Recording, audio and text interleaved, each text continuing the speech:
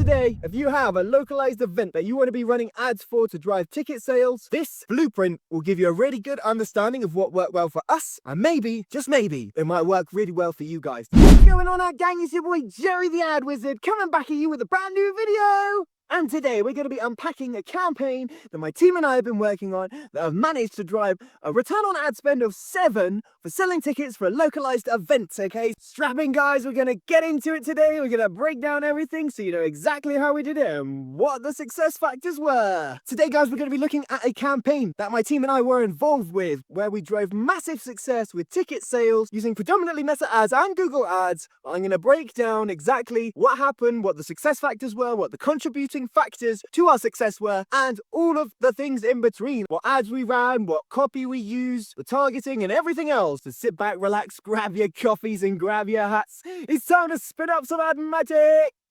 Okay, so guys, as I mentioned, this is to promote a localized, family-friendly event during a seasonality, e.g. Christmas, okay? And what we did within this campaign in order to see 7x return on ad spend. Altogether, promoting the event through ads, we spent around 77,000 Australian dollars, and we made an incredible 470,000 Australian dollars back, okay? So, 7x return on ad spend. What led to that? How do we do it? All those kind of nice things is what I'm going to go through today. I will say there is a caveat to this. I'd love to go through the ad managers themselves, but as the campaign is finished, I no longer have access to those. But what we did do is do a post-mortem. We broke everything down exactly within a report as well. And the things that I'm going to go through today is the full report, the ad reference guide, the daily ad tracking, so you can see on a day-by-day basis the type of data that we're looking at, and finally the dashboard that we were able to gain access to with the ticket sale provider that we were working with. Okay, so I'm going to show you that as well, so that you can see the data and the results all for yourselves. Okay, and I'm going to go through, I do have screenshots, I have links to all the working ads, and I have all the data right here. So I'm going to go through step by step, and you know exactly which ads were working, why it was working, and the ad setup itself. Maybe replicate it for your own event and try it out for yourself. Another caveat to this is that it was a team effort, okay? We did 90% of the ticket sales were driven through ads, but we had a big team that helped us out with PR, with creatives, with other marketing efforts, and this was a big team effort together to get these results, okay? So don't think that I'm here stealing all the glory from the team, and I'll blow out any sensitive data specifically for confidential reasons so that we can talk about this freely. Okay, guys, so first of all, I'm going to go through the Meta report, okay, and we're going to go through this so I can show you the results of what we achieved. Okay, so here, as we can see, this is the overall results. Okay, so amount spent was around $67,000. This was just on Meta. 95% of all of the results that we saw were from Meta. Okay, so nearly all of the budget was steered there. I'm going to show you the budget breakdown between each platforms and between each campaign as well. Okay, but the reason that I'm talking about Meta here so vehemently is because that's where most of our results came from. That's where we saw the best CPAs, and that's where we saw the best results. So here, guys, to give you a quick breakdown, these are the overall results that we achieved. So we spent 67,000 just over.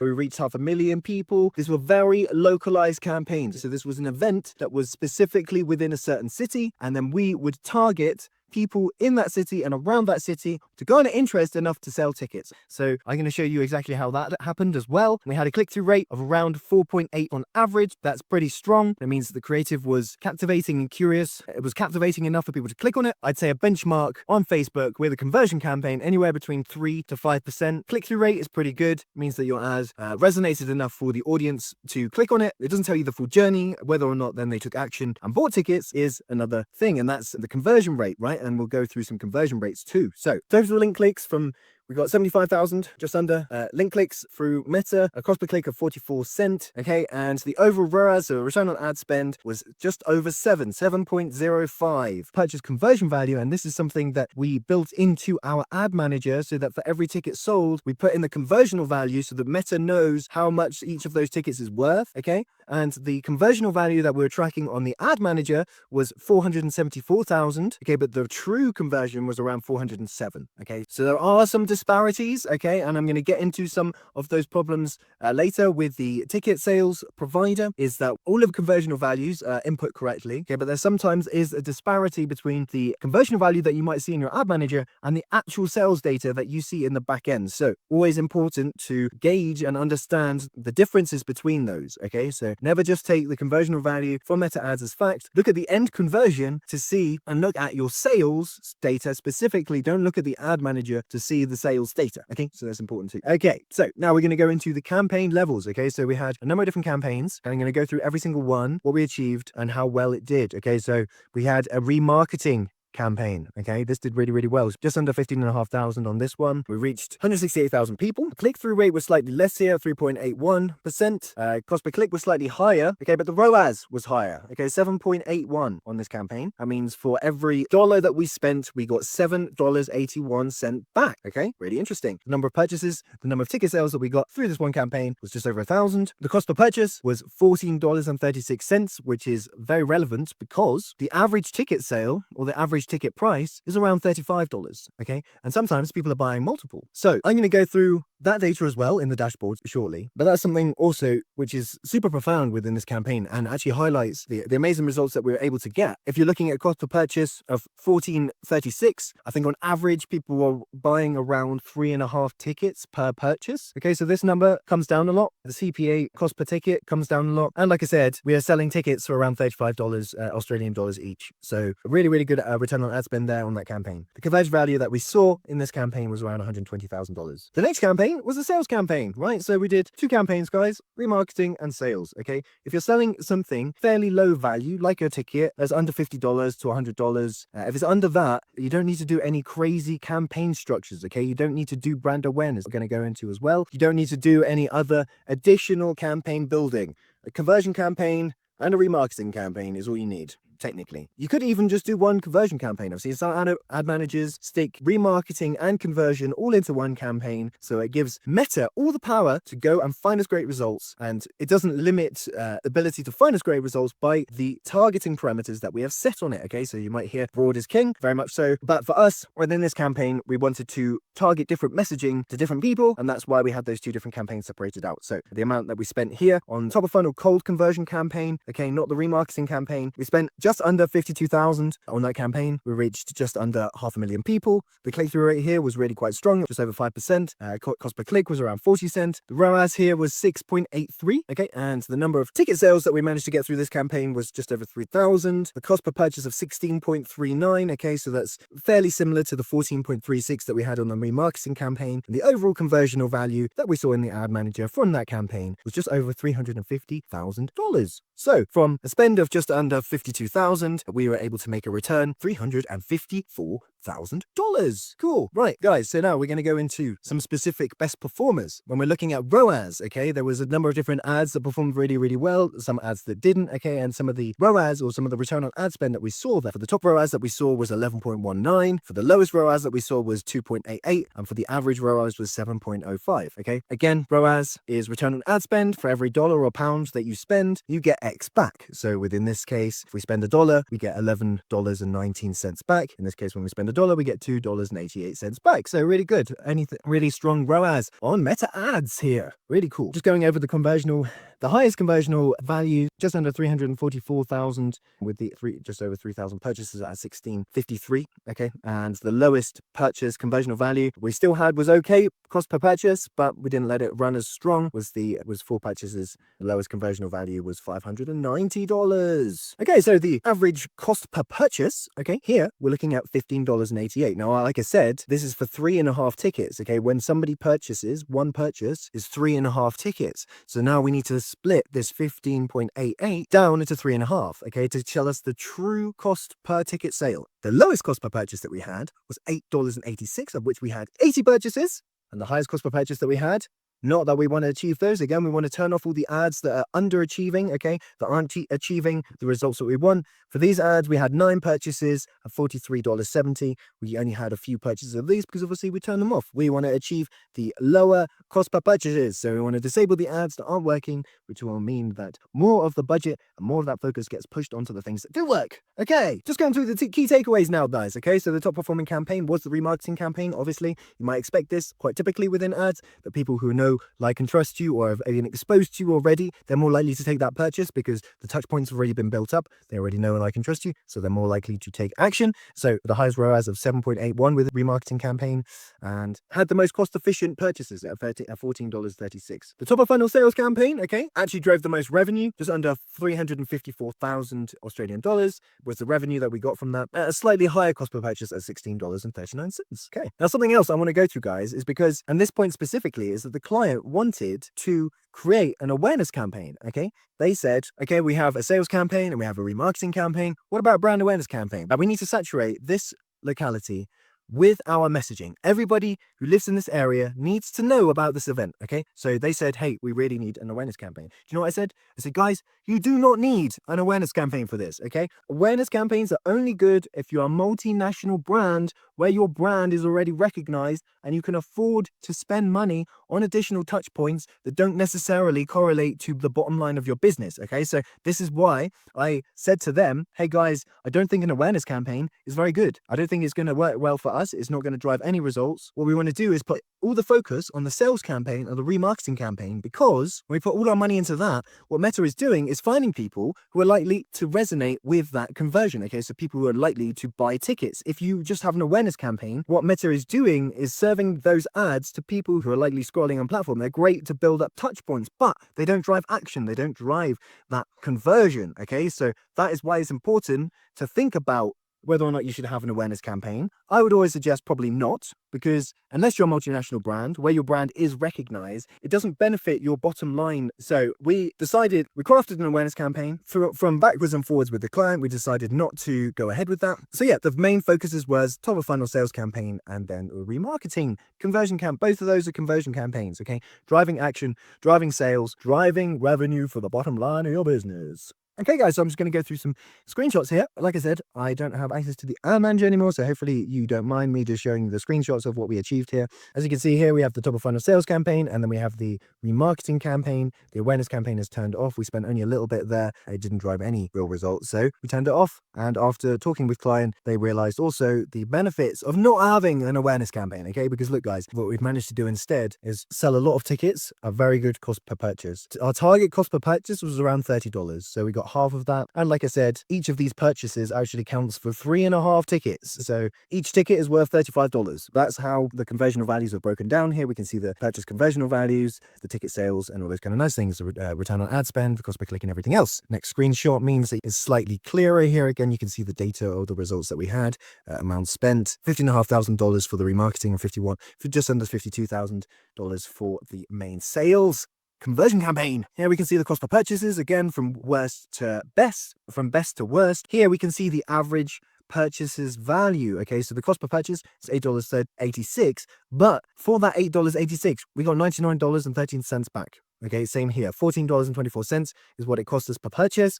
The average value that we saw from each of these purchases was $111.85. I'm going to go through the dashboard in a second so that we can see how many tickets were sold per purchase. I'm going to go through the daily ads tracking as well, because we started breaking that down so we could really track it on a day-by-day basis, how the sales are doing. Do we need to increase ad spend? Do we need to double down on the things that are working and all those nice things? And that's exactly what we were doing in the ad tracking spreadsheet. Okay, so I'll show you exactly how we did that. Here again are the screenshot for each purchase, website purchase, and how many purchases were connected to that value, so that you can see for yourself just over 4,234 website purchases through Meta ads. Okay, at an average of $15.88. Here again, we got the average conversional value, and we can see here the number of purchases and the conversional value that it has brought into the business, okay, affecting the bottom line. Now, guys, I'm going to go through quickly some creatives. So some of the branding will be blurred out, but I just wanted to show you the style of creatives that we had. We had two different styles in the pre-sale. Okay, so in the lead up to the event, obviously there was no content of people going into the experience, into the event itself, UGC kind of style content that would also help tell that story. Before, we had to just rely on, curiosity driving graphics and curiosity driving animations that give the look and feel of the event, that captivates curiosity, that captivates intrigue for somebody to want to purchase that ticket, okay? And like I said before, because we were partnered with one of the biggest ticket sale companies in the world to sell our tickets, okay, the trust was very much built there as we were driving traffic to that platform. Trust was immediately there because it's one of the most recognized ticket sale brands in the world. And because of that, the trust was built, people were able to buy tickets and the conversions was very, very smooth and the drop-off rate wasn't super huge. So I just want to go through the creatives. I'm going to go through that right now, guys. Before and afters, right? So like I said, I'm going to blur out the name of the brand here. But you can just see a little bit of the types of creative that we used, you know, very much making it super location based, okay? So that the understanding, okay, we're targeting a certain city and that city is brought to the front of mind, okay? We're targeting people in that city, okay? If you're making it highly resonant and highly personal in that way, people are more likely to take action, okay? If you specifically mention, hey, people of Birmingham, people of Manchester, people of New York, okay? You're speaking to them, you're making an ad highly personalized, and that's exactly what we did. And that's why some of our creatives worked really, really well, because we're able to highly personalize the location of these ads and talk to people in that location specifically, hey, you want to come to this event, you don't want to miss out, tickets are selling fast, and don't you want to go and explore this amazing event? Okay, so here we have some animations, some stills that we had. Here is a little animation around the event in Christmas time. It was a Christmas event. So these worked to great effect. Absolutely amazing. The call to action was book now, and we had a whole different variation of ad copy, etc., which I'll also go through in the ad reference guide. So after opening, we had some UGC-based content that we could use, people going to the event, telling their stories, testimonials, having a great time, interacting with the event. And this creates a sense of curiosity, a sense of understanding what the event is and being able to tangibly see the experience. Hey, this would be great for my kids. And these ads also did really, really well. We had multiple different versions. We had a 15-second, we had a 30-second, and we had a 45-second, and we run these, A/B test them, and they worked really, really well in driving ticket sales. Now, the final style of messaging in our ads that we had was remarketing and urgent messaging, okay? Tickets selling out fast, don't want to miss out, okay? All these scarcity psychological tricks that we can use within advertising to incentivize that sale, to incentivize that call to action, okay? Don't miss out, tickets are selling out fast, sold out this weekend. All these kind of things make people scared of missing out and will drive and incentivize tickets faster. So driving some curiosity, driving some sales as well during Black Friday, because the campaign spanned over Black Friday. We decided to do some Black Friday sales as well. And yeah, some of these scarcity and remarketing messages we used in this campaign really effectively and worked really nicely. Like I said, the remarketing campaign was actually the best performing one. So yeah, really, really interesting to see that as well. So guys, now that we have looked at the report and the data of what we have achieved with Meta specifically, I'm going to go through also what we did on Google, because we did spend some money on Google. We spent about $10,000 on Google, and I'm going to go through on the ad reference guide so that you can see the type of ads that we're running on Google, the type of messaging, the type of targeting, and all those kind of things. So, okay guys, I'm in the ad reference guide. Ad reference guide is the thing that we create personally for me and my team. We create these ad reference guides for our clients so that the client can see exactly what type of ads we're running, what messaging, what type of copy we're using, what type of targeting we're using, and all those kind of nice things, okay? This is a way for the client to see the ads that we're running without us needing to send loads and loads of links to all the different ads that we have got running, okay? So a really clear plan. Client has approved that we can then utilize in our ads and have just been copied into our ads, okay? So guys, before we get anywhere else and you're new here, don't forget to hit that like and subscribe. Don't forget to hit that notification bell so you never miss any more important updates. We are here many times a week to help business owners, online advertisers, and digital marketeers get the best from their online ads, paid media, and digital marketing strategies. But without further ado, let's get on with the video. Like I mentioned, the awareness campaign, we didn't go ahead with running this for too long. As we can see here, the copy that we're using and then the headline copy variations. We used a number of different copy variations so that Meta could go and optimize which copy is going to resonate with which person the best. Very beneficial to do that. And by the way, guys, this is all Facebook. I'm still on Meta at the moment. I'm going to go into Google momentarily. Here we have the conversion campaign, and we've separated it into the different targeting, because like I said, the more we can personalize who you're talking to, the more resonation there's going to be, and the better the more seamless the call to action experience is going to be, and the more results and the better results we're going to see. We had different tailored content to those different audiences in order for them, so we could highly personalize our ad messaging and speak to people in each of those targeting parameters. So here, for example, Christmas fans, people who are liking Christmas, typing stuff around Christmas, there's a certain copy or a certain styling that you might use talking to those people. This is very different to how you might talk talk to parents and other local people, okay? Parents, bring your kids and enjoy the holiday magic, make Christmas special. Here are all of the different copies that we have. We have 5 different copy variations, all slightly different, all using some emojis or different variations of that, because that's the thing that we found worked really, really well. And then here as well, we've got a lookalikes audience, and this is another audience that we targeted. The 3 main audiences that we did target were Christmas fans, parents and locals, and then with the lookalikes, obviously we're using the data that the company already has, creating lookalike audiences in that area, in that location, to find other resonant people who are going to take action. Okay, and then here we have the headline copy for that, very similar to the other headline copies. Then with the remarketing campaign, obviously the copy there is slightly different. We're just targeting anybody who's come into our sphere, okay, our warm audience, website visitors, social media followers, anybody who's engaged with our ads, okay. These go into the remarketing campaign, and there obviously we're speaking about a different tone of voice, speaking to people who have already started engaging with the brand and haven't taken action. This is how we speak to those guys. So here again we have a number of different copy variations, and we add all of those copy variations into all of the ads that we have, so that Meta can go and optimize which copy variation is going to resonate best with which person. Okay guys, the ad reference guide for Facebook. Okay, here is just some more detailed. I won't go into too much detail here. This is just a rough plan as to what kind of graphics we're running, what are the objectives, what are the budget, and all those kind of things. Okay, what placements are we using, targeting, CTAs. Okay, again, this is just a rough plan so the client knows and can see the different types of creatives and different types of structures that we're running on Meta within our campaign. Now I'm going to go into Google, okay, for the Google ad reference guide. So here we had a PMAX conversion campaign, and then we had a PMAX remarketing campaign. PMAX is great for discovery, guys, okay? If you want to tell people about your business that might not have heard about your business before, PMAX is great. It's a multimedia asset campaign, which means that you can add videos, images, text, everything into these ads. It's a very, very AI heavy campaign. So it means that Google is going to go and find us best results and find us those things that are going to work the best, letting Google do all the heavy lifting with their PMAX. Okay, so we had those 2 campaigns that we utilized, and then with that, again, a hybrid for Google can sometimes be PMAX and a search campaign. Okay, and that's exactly what we did here. So we had a search campaign as well, and this is the breakdown of that. So I'm just going to quickly go through this. The PMAX conversion campaign, this is top of funnel PMAX.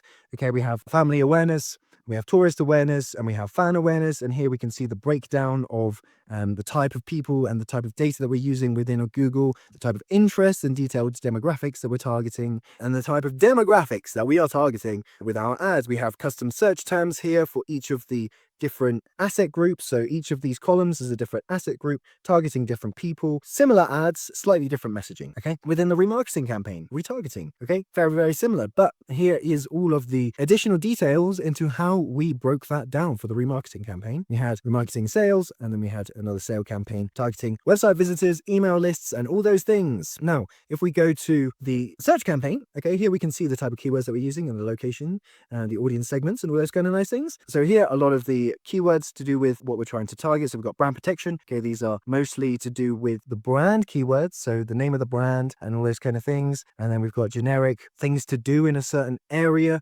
keywords that we're targeting. We've got competitive targeting as well. So if competitors are also running events in that city, in that area, make sure you target those guys. If it's a family-friendly event and it's very similar and they're targeting similar audiences to you, there's no reason that you can't target the competitors that are also in that area. So that's something as well that we did in our search campaigns. Now, going into the Google ad copy, how do we do this? How do we break this down? Well, I'm going to go through it step by step.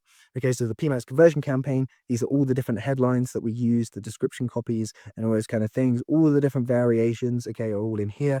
Okay, the same for the search conversion campaign and the remarketing PMAX campaign. Here is all of the headline copy, description copy, and that we utilized at different lengths. Again, so on Google Ads, you want a headline copy of 30 characters, you want a headline copy of 90 characters, you want a description copy of 90 characters, okay? And adding in all of those variants, highly relevant variants, means that Google can go and find us great results and go and find us people who's going to resonate really well with this copy and this headline and the description copy. So this is the copy that we used on for Google Ads to drive some results.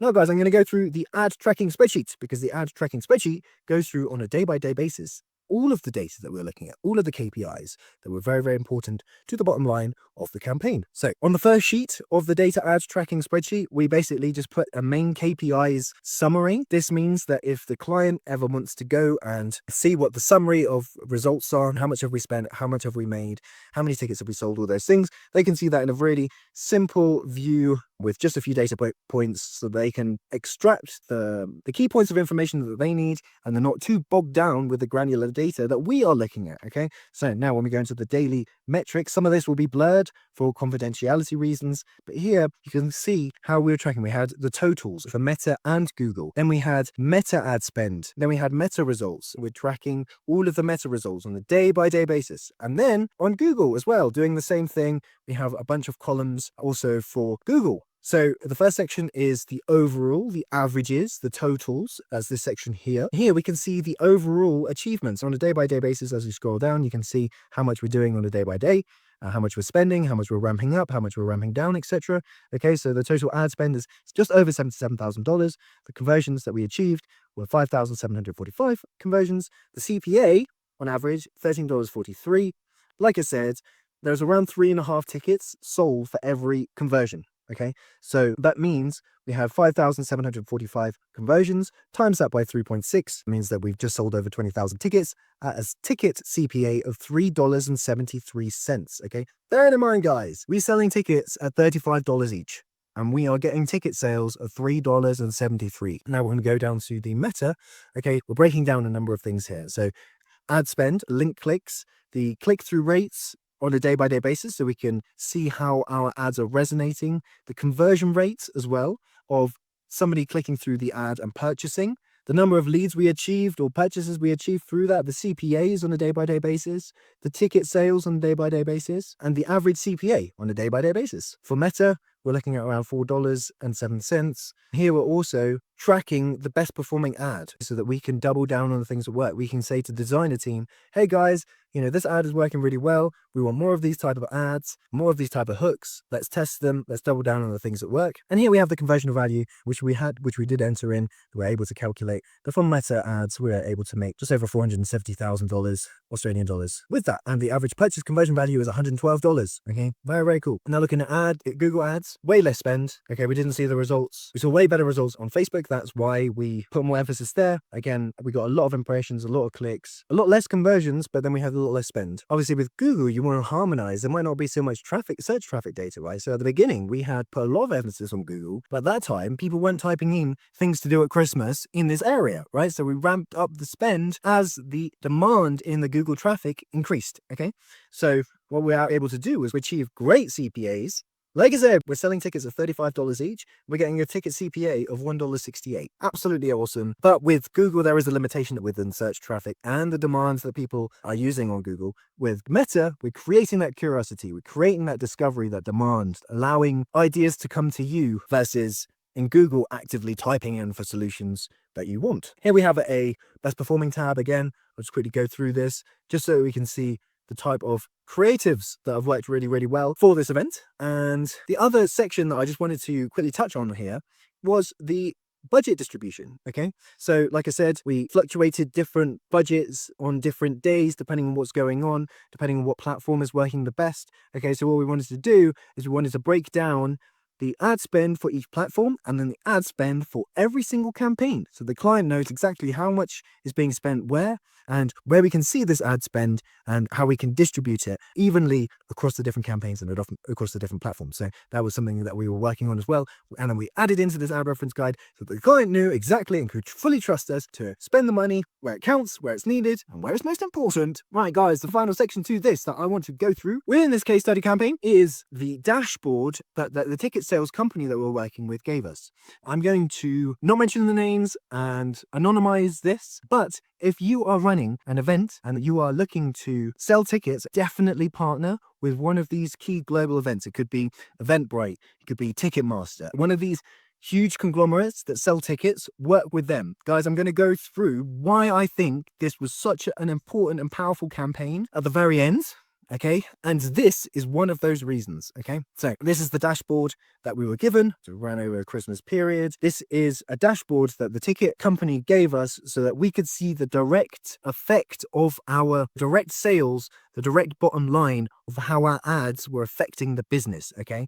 Like I keep saying, don't just rely on the conversional value or the data in the ad manager. Look at the sales data that it's bringing in. Look at your Stripe account. Look at your website sales. Look at the place where the sales are happening to see what the data says there. There could be some disparity, okay? So here I just wanted to touch on some of the key data here, okay? So in all, we had 91,000 sessions on the ticket sellers platform. In total, we were able to sell 17,400 tickets, just around about, with a total revenue of 591,000, just over. Okay, the average quantity of tickets, like I said, was around 3.5. That means for every purchase that somebody was making, they were buying 3.5 tickets in one go. And the average revenue per ticket, okay, we'd sell them for $35, and the revenue per ticket was up just under $32 at $31.78. So really, really strong, guys. This is a very highly performing campaign. We can see some ticket fluctuations here as we adjusted the different adjusted budgets depending on demand. Some of this stuff I don't want to give too much away in terms of customer data and all those things, but these are some of the additional areas that the dashboard will also give you, right? Some interesting insights around customers, when ticket sales are happening, what days, in terms of timing, what times are people selling the most. That gives us leverage. Then the next time we run a campaign like this, we can utilize that data to double down on those things that do work. Traffic source, so we can look at all the different traffic sources that have come into this. We had influencer marketing, PR, a few other kind of marketing efforts. The biggest marketing effort and the biggest thing that we did in terms of pushing these tickets was spending a lot of money on meta ads, and we can see the results there. But other traffic sources also drove ticket sales. This is why this section here is the cumulative effect of all the marketing mix, okay? The biggest piece of the marketing mix was meta ads with a bit of Google ads, but altogether in the whole campaign, we made $591,000 in revenue from this campaign. So guys, that is it, okay? That is basically the rundown of the data. And now I just wanted to touch on why I think that this was such a big success. Okay, so as you know, most of our efforts was on using Facebook ads, meta ads, and that is because there's a lot of discovery within that platform. People are scrolling and ideas are coming to them. So this is great to allow families and people to hear about your product. So if you're thinking, hey, should I put it on Google or should I put it on Meta? If it's a discovery thing that nobody knows about, use predominantly Meta and you'll find really, really interesting results. What you might find though, as traffic demand on Google ramps up, you can get really great CPAs there, even better so, because people are actively typing in the solution that they're looking for, okay? Things to do at Christmas, where can I do things in my local area, all those kind of nice things, okay? People that have really high intent for that because people are specifically looking for those things, okay? So on Google, you will probably see even better CPA, but you might not see as many CPAs depending on if the product or service is not very well known and people aren't typing that stuff into Google, right? So in this case, they weren't, but they were starting to, as it got into the season, as it got slightly started approaching Christmas, people would type stuff into Google around Christmas and things to do. So